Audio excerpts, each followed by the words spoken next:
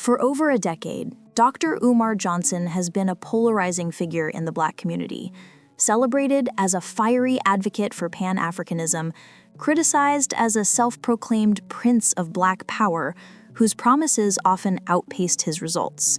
He called himself a revolutionary, a psychologist, and an advocator determined to reshape the lives of Black youth, and he captivated thousands with his charisma, his conviction, and his unapologetic denunciations of systemic oppression.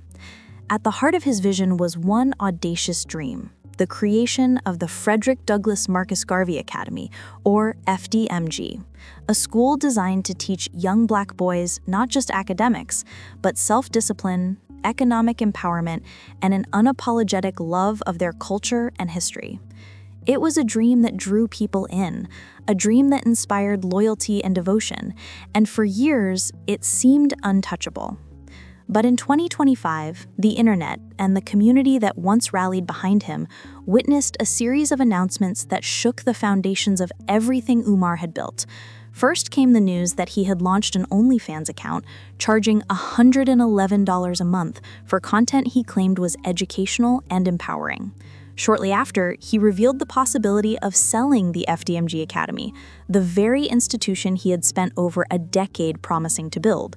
Suddenly, the man who had once symbolized hope, discipline, and a new era of Black education became a lightning rod for controversy, memes, and online backlash. Today, we're diving deep into the rise, fall, and ongoing saga of Dr. Umar Johnson, from the promise of FDMG to the OnlyFans launch, the sale offer, and what it all means for his legacy. To understand the shockwaves Umar Johnson's recent decisions caused, we need to go back to the beginning, back to the early 2010s when Umar first emerged as a public figure. He wasn't just another internet personality or viral speaker. He was a masterful orator, a man who could command attention with a single statement, a single accusation, or a single proclamation of truth. Across college campuses, church stages, and Black conferences nationwide, Umar painted a vision of Black empowerment that was as urgent as it was uncompromising. He claimed lineage from Frederick Douglass and drew inspiration from Marcus Garvey, branding himself as a modern-day general in the fight for Black liberation. At the core of his mission was the FDMG Academy. Umar described it as a revolutionary educational institution that would serve as a sanctuary for Black boys, a place where they would learn history as it was meant to be taught, understand economics not as theory but as practice, and gain the discipline and leadership skills necessary to thrive in a world that often seemed determined to suppress them. The idea resonated deeply with thousands of supporters, many of whom felt disillusioned by traditional education systems and desperate for a solution that prioritized Black excellence and self-determination. Umar's speeches were electrifying. They were part sermon, part motivational speech, part political manifesto, and the people responded. Donations poured in from across the country. Thousands sent whatever they could afford, some $5, some hundreds, some even life savings, all in the hope that the FDMG Academy would become a reality. By 2014, Umar had purchased an abandoned school campus in Wilmington, Delaware, and for many, this was proof that his promises were tangible. Finally, the dream had a home, a foundation in bricks and mortar. But what should have been the beginning of a new era for the FDMG Academy quickly became a story of delays, excuses, and mounting frustration. For nearly a decade, the campus remained largely untouched. Windows were boarded up, weeds overtook the playground, and progress on the renovations was minimal. Despite repeated assurances from Umar that the school was almost ready, tangible results were scarce. The promises that had once inspired hope now began to inspire skepticism. Umar continued live streaming to solicit donations, often presenting detailed breakdowns of the costs for HVAC systems, electrical work, or labor. Each live stream ended with a call to action. "We're so close, brothers and sisters, we just need a few more donations to finish the mission." But year after year, the campus remained largely empty, and the timeline for opening the school kept shifting. Criticism began to mount. Social media users and journalists questioned the transparency of Umar's fundraising. Some even accused him of misappropriating funds, pocketing donations instead of applying them to the school.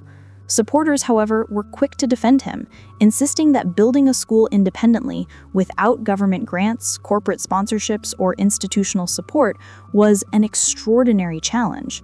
Still, as the years passed with no FDMG opening, the excitement and trust that had once defined Umar's following began to erode. Then in 2025, Umar Johnson did something that no one could have anticipated.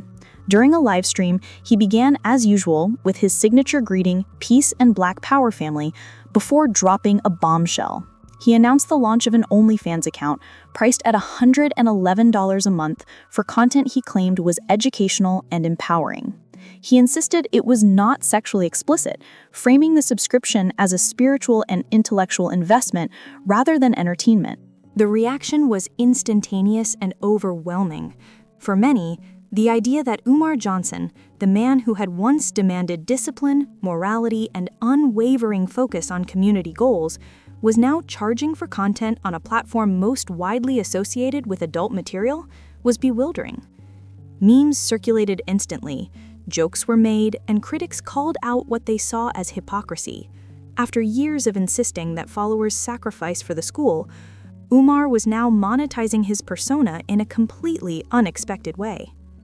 Even more perplexing was the $111 price point, which Umar explained had spiritual significance. But the explanation didn't placate many of his supporters, who saw the move as opportunistic or, at best, tone-deaf. Social media exploded with comments, questioning his priorities and motives. Tweets ranged from outright ridicule to heartbreak over what some perceived as the betrayal of a long-held dream. If the OnlyFans launch wasn't enough to shock the community, Umar took things even further. In another live stream, shortly after announcing his subscription platform, he revealed that FDMG had received a legitimate offer for purchase. The same school that had been the centerpiece of his vision, the physical manifestation of years of promises, was now potentially being sold. Umar attempted to frame the discussion around practicality, claiming that selling the property could provide the school with financial stability and future opportunities. He described the offer as tempting, emphasizing that it could put him and his supporters in a comfortable position. But for many, the message was clear. The man who had repeatedly asked followers to sacrifice for the sake of the school's mission was now willing to exchange the dream itself for money. The reaction from donors and supporters was swift and fierce. Social media became a battlefield. People resurfaced old donation receipts, posting screenshots as proof of their long-term investment in the FDMG vision. Some shared personal stories of sacrifice, recounting nights they went without to contribute to the school's dream. Many expressed feelings of betrayal, anger, and heartbreak.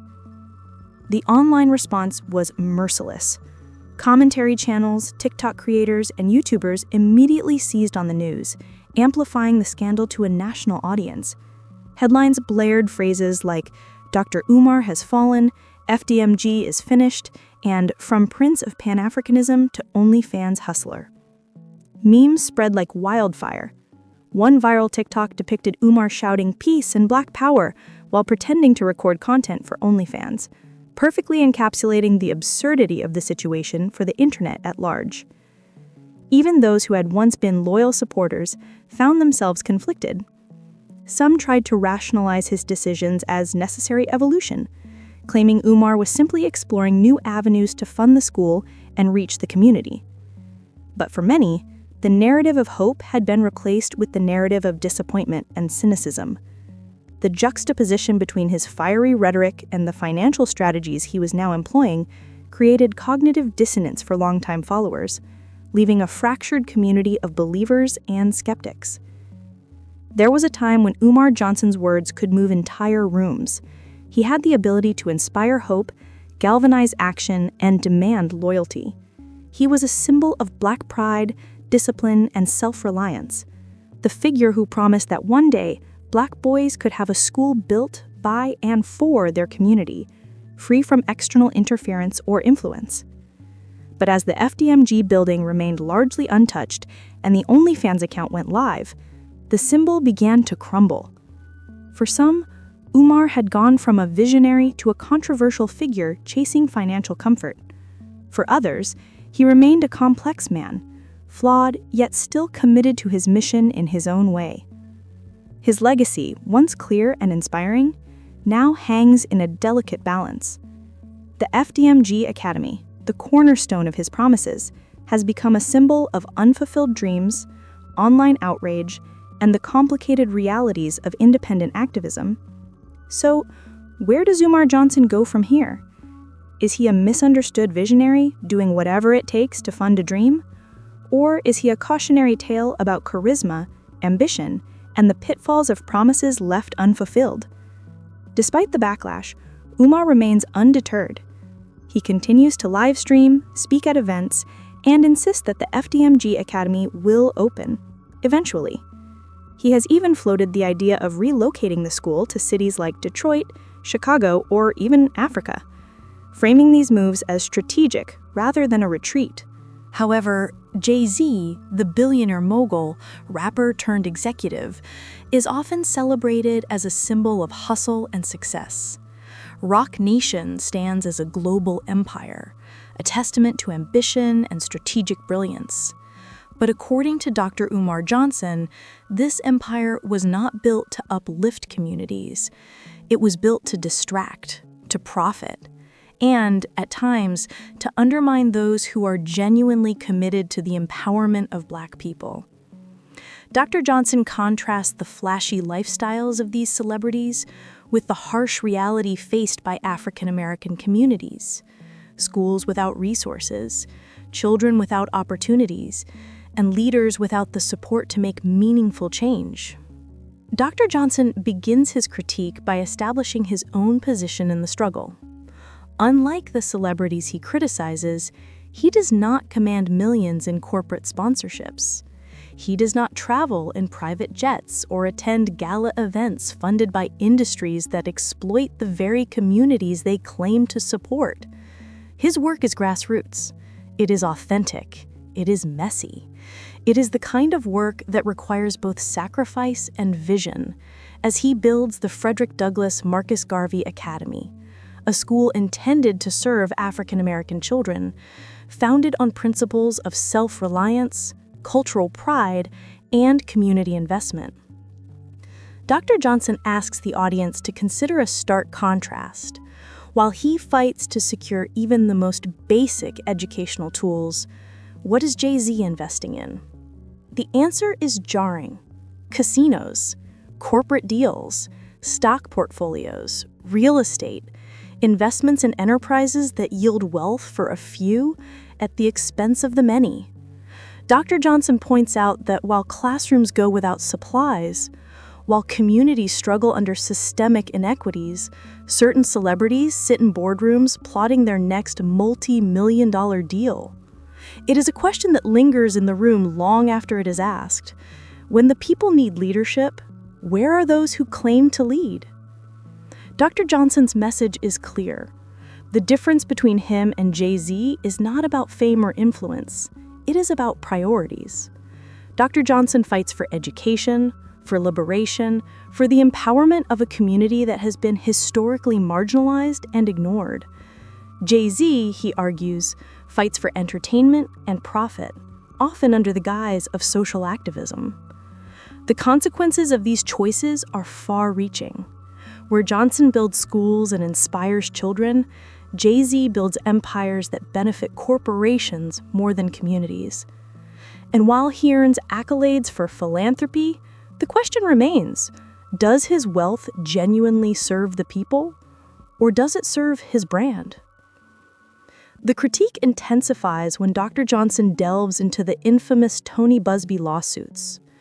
Allegations surfaced that Jay-Z and Roc Nation conspired with powerful law firms to secretly fund investigators attempting to manipulate testimonies and turn Busby's clients against him. These were not mere rumors. They were documented legal proceedings involving federal judges who refused to dismiss the conspiracy lawsuits. Dr. Johnson asks his audience to consider the implications. What kind of leader pays outsiders to spy on, deceive, and undermine another Black man who is fighting for justice. Leadership, he argues, is not measured by wealth or fame. True leadership is measured by loyalty, honesty, and the willingness to build with your people, not sabotage them for profit. He repeats it for emphasis, drilling the point into every listener. That is Jay-Z. That is Jay-Z. That is Jay-Z. There is no ambiguity in his words, no hesitation. The evidence he insists speaks for itself. Federal courts, legal documents, and the patterns of business decisions all converge to paint a picture of a man whose empire, while glittering and profitable, is built on foundations of manipulation, distraction, and betrayal. Dr. Johnson's critique is not simply about individual failings. It is a broader indictment of celebrity culture and its impact on the African American community. When those with wealth and influence prioritize personal gain over community investment, entire generations feel the effects. Schools lack resources, children without opportunities, and leaders without the support to make meaningful change. Dr. Johnson also highlights the pattern of failed ventures and the fragility of empires built on exploitation. Casinos that never succeeded, deals that fell apart, and headlines exposing cracks in what appeared to be invincible wealth all serve as evidence that profit alone cannot sustain influence and that betrayal has long-term consequences. He argues that true legacy is not measured in luxury cars or private jets, but in tangible outcomes that uplift people and empower the next generation. While Jay-Z may appear untouchable, Dr. Johnson contends that the cracks in his empire will eventually become impossible to ignore. And then the conversation shifts. If betrayal exists behind every empire, what about the Queen, Beyoncé? Dr. Johnson doesn't shy away from difficult questions. Where was Beyoncé when her husband engaged in actions that undermined Black men and communities? Where was she when secret investigators were allegedly funded to destroy reputations and manipulate the truth? Dr. Johnson's point is not to vilify her for fame or talent. He acknowledges her influence and her cultural significance, but he challenges the narrative of unquestioned heroism that often surrounds celebrities. When you share a billionaire's life, you share responsibility, he argues. Silence in the face of betrayal is complicity. Dr. Johnson drives the point further. Beyoncé may be celebrated as a symbol of empowerment, as a queen of culture and music, but public admiration cannot substitute for accountability. When her husband allegedly undermines other Black men, when corporate interests take precedence over community welfare, her silence becomes part of the problem. Dr. Johnson frames it not as a personal attack, but as a broader lesson in integrity, responsibility, and legacy. The audience is asked to consider what it truly means to be a leader, a role model, and a public figure in the modern age. Contrast this with Dr. Umar Johnson's vision. His legacy is tangible. Every classroom built, every child educated, every lesson delivered is a testament to commitment and sacrifice. The FDMG Academy is more than a school. It is a statement, a declaration that building with integrity, accountability, and love for your people will outlast fleeting celebrity empires.